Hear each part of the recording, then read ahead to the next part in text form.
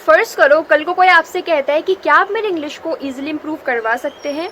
Will you be able to answer this question? आप कहेंगे कि मेरी इंग्लिश तो खुद इम्प्रूव नहीं है, मैं किसी और की इंग्लिश क्या improve करवाऊँ?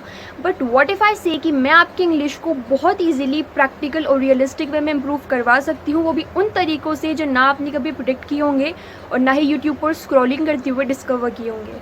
Hey there, welcome back to the channel. स्वागत है आप सभी का मेरे चैनल पे, जहाँ पे हम रियलिस्टिक और प्रैक्टिकल वे में अपनी इंग्लिश लैंग्वेज स्किल्स को इम्प्रूव कर रहे हैं। I am trying my best कि मैं आपको उन प्रैक्टिकल तरीक़ों से इंग्लिश इम्प्रूव करवा सकूँ जो मैंने अपनी लैंग्वेज लर्निंग जर्नी में एक्सपीरियंस किए हैं। मेरी वीडियोज़ या जो भी मेथड्स मैं यूज़ करती हूँ आप लोगों की इंग्लिश को इम्प्रूव करने के लिए, वो किसी से भी इंस्पायर्ड नहीं है, बल्कि वो सारे तरीके वो हैं through which I have improved my English. जो भी इम्प्रूवमेंट मैंने अपनी इंग्लिश में देखा है, उन तरीक़ों को, उन मेथड्स को मैं आप लोगों के साथ शेयर करना चाहती हूँ, ताकि जो एक लंबे टाइम से आप लोग स्ट्रगल कर रहे हो टू इम्प्रूव योर इंग्लिश, वो आप ख़त्म कर सको और एक रियलिस्टिक और ईजी वे में आप अपनी इंग्लिश को इम्प्रूव कर सको। So let's begin the video.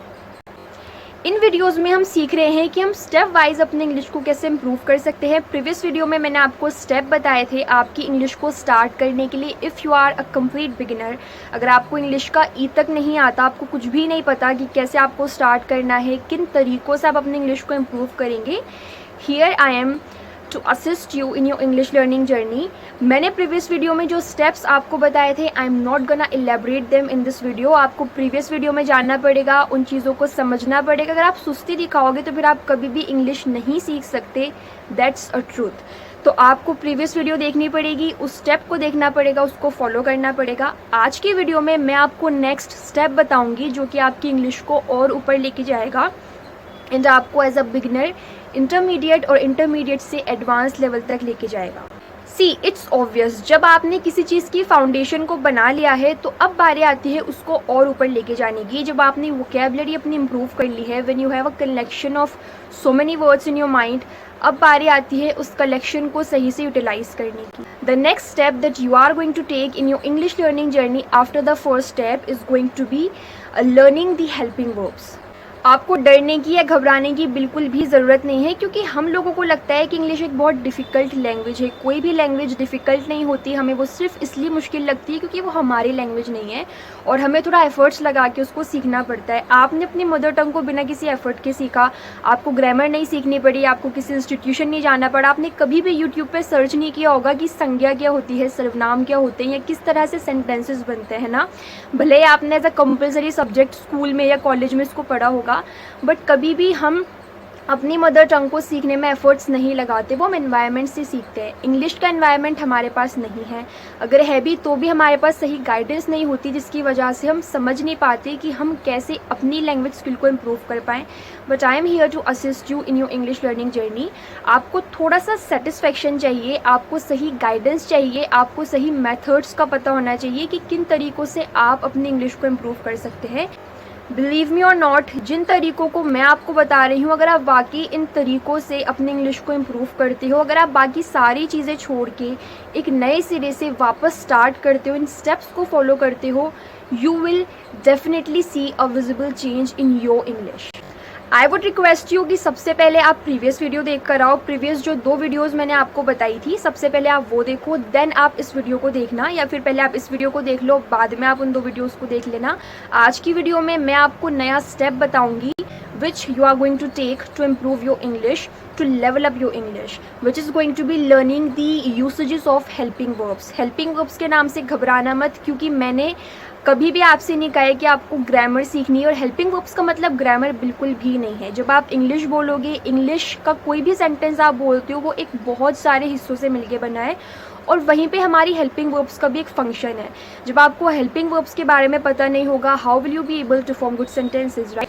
Helping verbs का क्या यूसेज है, क्या फंक्शन है, मैं आपको नहीं बताऊंगी, अदरवाइज आपको फीलिंग आएगी कि आप ग्रामर सीख रहे हो। ग्रामर सीखना is not the purpose of ours कि हम ग्रामर के थ्रू इंग्लिश इम्प्रूव करें। बट अगर आप हेल्पिंग वर्ब्स को एक बार समझ लेते हैं, आपको कुछ भी नहीं करना है, कोई बुक नहीं पढ़नी है, कोई लंबी लंबी वीडियोज़ नहीं देखनी है, आपको सिर्फ और सिर्फ यूट्यूब पर सर्च करना है हेल्पिंग वर्ब्स इंग्लिश में, और इंग्लिश की जो हेल्पिंग वर्ब्स हैं, जितनी भी हेल्पिंग वर्ब्स हैं, is am are, was were, उनको बस आपको एक बार समझ लेना है, सिर्फ कॉन्टेक्स्ट को। I would suggest suggest you कि मैंने एक सीरीज़ बनाई हुई है स्पेसिफिक सारी हेल्पिंग वर्ब्स पर, and what is the best part कि वहाँ पे मैंने कोई ग्रामेटिकल रूल आपको नहीं समझाया है। मैंने सिर्फ और सिर्फ डायरेक्टली हर एक हेल्पिंग वर्ब को इंडिविजुअली आपको सेंटेंस के थ्रू, इलस्ट्रेशंस के थ्रू समझाया, ताकि आप इजीली समझ जाओ कि किसी भी हेल्पिंग वर्ब के थ्रू हम किस किस तरह के सेंटेंस को फॉर्म करते हैं।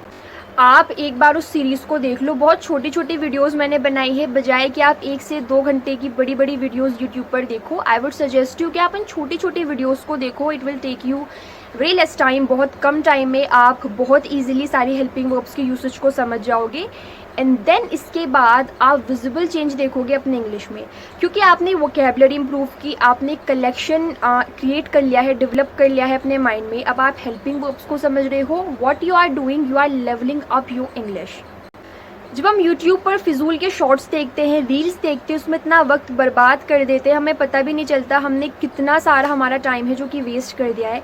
हम यहाँ पे एक स्किल को इम्प्रूव कर रहे हैं, इंग्लिश को इम्प्रूव कर रहे हैं। आप सोच भी नहीं सकते कि अगर आपने स्किल को इम्प्रूव कर लिया, आई एम नॉट एम्फसाइजिंग कि आप इंग्लिश सीखो, क्योंकि मेरी मातृभाषा तो है नहीं कि मैं आप लोगों को बताऊँ कि आपको इंग्लिश सीखना ही सीखना है।